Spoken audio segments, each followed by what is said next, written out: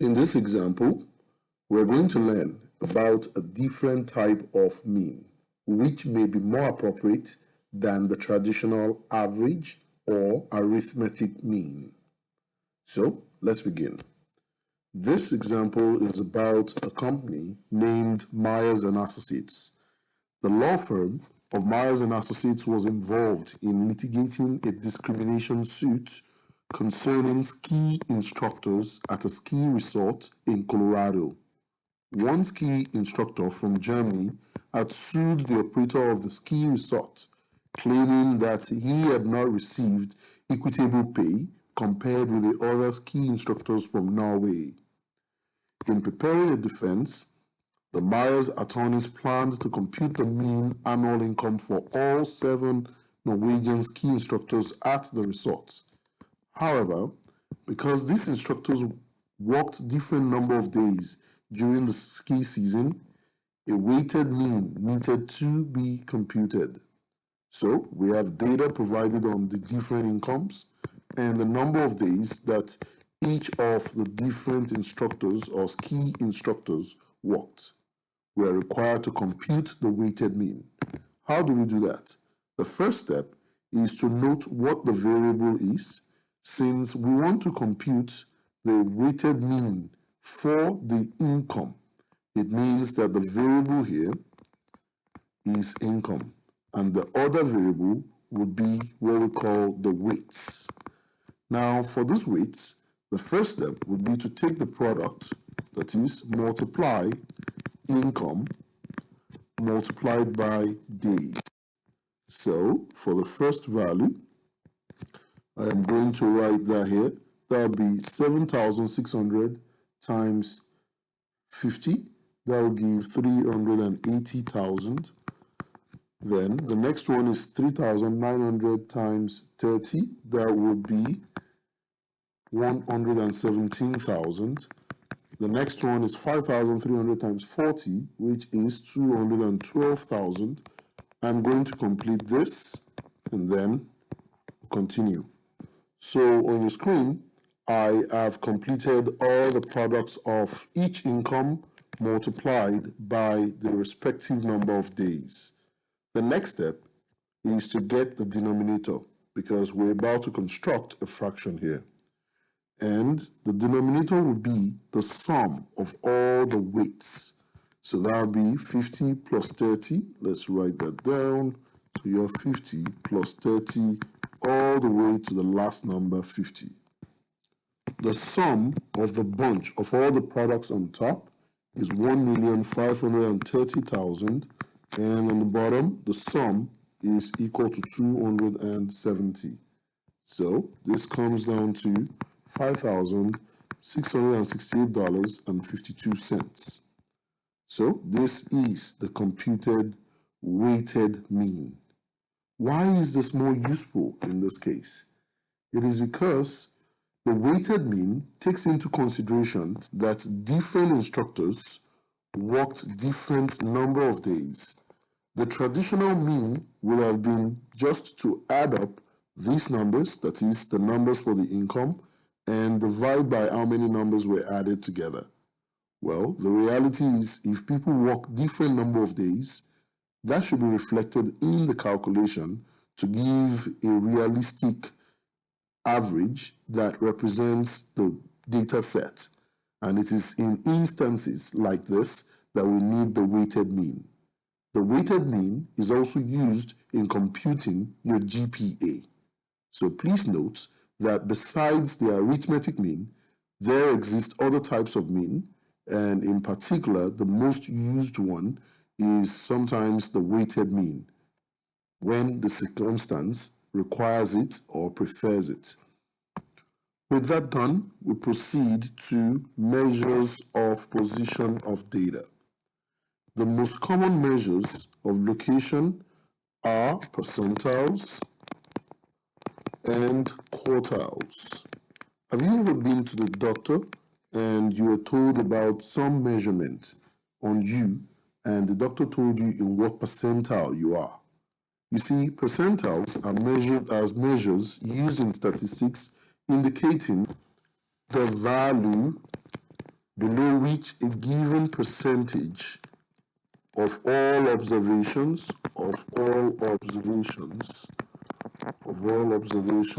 in a group of observations fall. This is where we have observed about percentiles. They divide the entire ordered data set into 100 equal parts,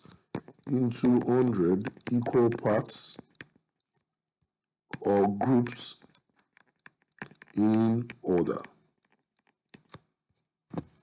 To illustrate, the 20th percentile, for example, is that number value in the data set below which 20% of all the observations in the data set fall below.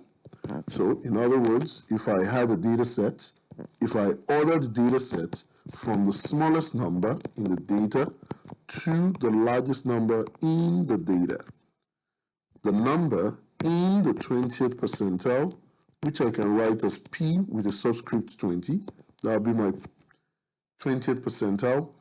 It is the number for which all the observations below it constitute 20% of the entire data set. So, let's see some examples of how to interpret percentiles. On a timed math test, the first quartile for time it took to finish the exam was 35 minutes. Interpret the first quartile in the context of this situation. In order to help us understand this question, let's consider a visual that can be very useful. In order to do that, let us quickly jump to the next page. Yes, we will be back to page 12. But let's jump to page 12, and right after interquartile range, I have a spot here that I would like to draw something in. We start out with, if you have the data set that you have ordered from the minimum to the maximum. That is, the smallest value to the largest value. If we are to cut the entire data set into 4 equal parts, so I'm going to locate the middle. Since the data is already ordered from smallest to the biggest, the number in the middle will be called the median. Then the number halfway between the minimum and the median will be the first quarter, since it takes a quarter of the entire observations. Then the second quarter is exactly the median, and then the number that lies halfway between the median and the max is the third quartile. So, take note that if we were to have 100% of all the data sets, looking at from the minimum to the largest, halfway of 100% will be the 50th percentile, P subscript 50. Then a quarter way will be the 25th percentile. Take note of that, 25th percentile. And then the third quarter, that will be P75. This is the 75th percentile. So, the first quartile is exactly the same as the 25th percentile. The second quartile, the same as the median. And then the third quartile is the 75th percentile. Having understood this fact, let's go back to the previous page. We're told that on a timed math test, the first quartile, which is Q1, which is the same as the 25th percentile based on the picture we saw earlier. The first quartile is the same as a quarter through 100% of all observations, and that is 25%. So the first quartile it took to finish the exam was 35 minutes. Interpret the first quartile in the context of this situation. Let us see how that can be interpreted. There are 2 ways, so 1, 2, that this can be interpreted. The first possible interpretation is that 25% of the students finish the exam in 35 minutes or less. Take note that this context is about how long it took students to finish their exam. So if I were to order the collection of all data sets on how long it took all the students to finish their exam from the smallest to the largest, then if I were to cut a quarter of the lowest values, there is a number here which we'll call the first quartile, for which 25% of all the students either finish the exam time in that time or less. That number is 35 according to this context. And it means that 25% of the students finish the exam in 35 minutes or less. And that, by extension, implies that the remaining 75% of the students finish the exam in 35 minutes or more. That is, this way forward. The next example, on a 20 question mark test, the 70th percentile for the number of correct answers was 16. Interpret the 70th percentile in the context of this situation. The quantity of interest is the number of correct answers out of 20. So if I were to order all of the number of correct answers scored by students from the smallest to the largest, and I were to take the lower 70% of all of those values, the number that stands here is my 70th percentile. And in this case, I'm told that that number is 16. So it means that 70% of the students scored 16 or less. And that means the remaining 30% scored 16 or more. Let us write that down. So, as we said earlier, this means that 70% of students answered 16 or fewer questions correctly, while the remaining 30% of students answered 16 or more questions correctly. We proceed to the next example. At a community college, it was found that the 30th percentile of credit units that students are enrolled for is 7 units. Interpret the 30th percentile in the context of this situation. Let's write that down. The first case meaning is that 30% of students are enrolled in 7 units or less. And the second case meaning is that 70% of students are enrolled in 7 units or more. We proceed now to the next page where we throw a special focus on quartiles. You see, quartiles are special percentiles which we illustrated earlier. For example, the first quartile coincides or is the same as the 25th percentile. The second quartile is the 50th percentile, and the third quartile is the 75th percentile. So let's write this down. The first quartile Q1 is the same as the 25th percentile, which can be written as P25. The median M is called the second quartile. It's called the second quartile, which is written as Q2, and the 50th percentile. It is also the 50th percentile, written as P50. The third quartile Q3 is the same as the 75th percentile, written as P75. Now, a very important note.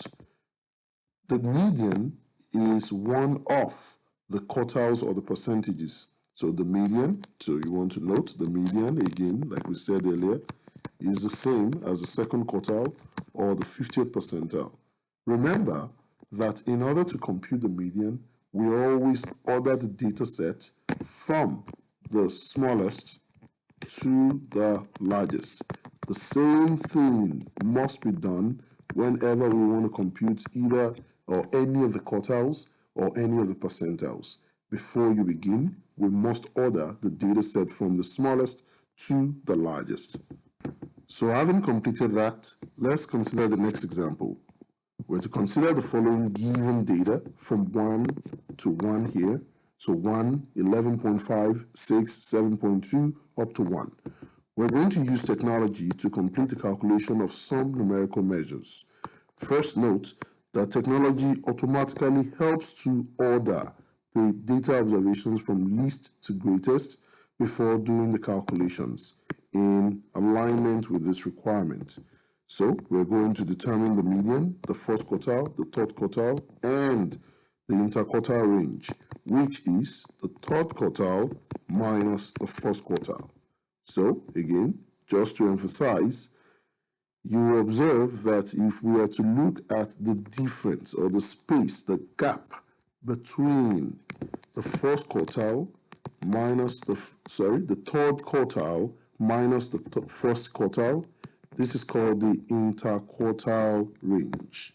So let me highlight that, and that can be written as IQR, which is equal to Q3 minus Q1. Now, in order to find the interquartile range, we need the third quartile, we need the first quartile. Let's use technology.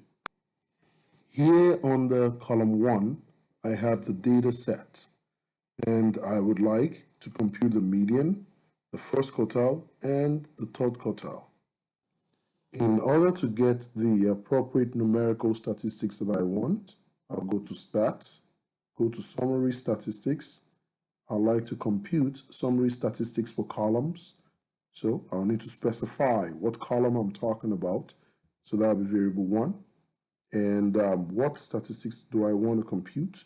Going back to the question, we want the median, the first quartile, and the third quartile. So let's do that.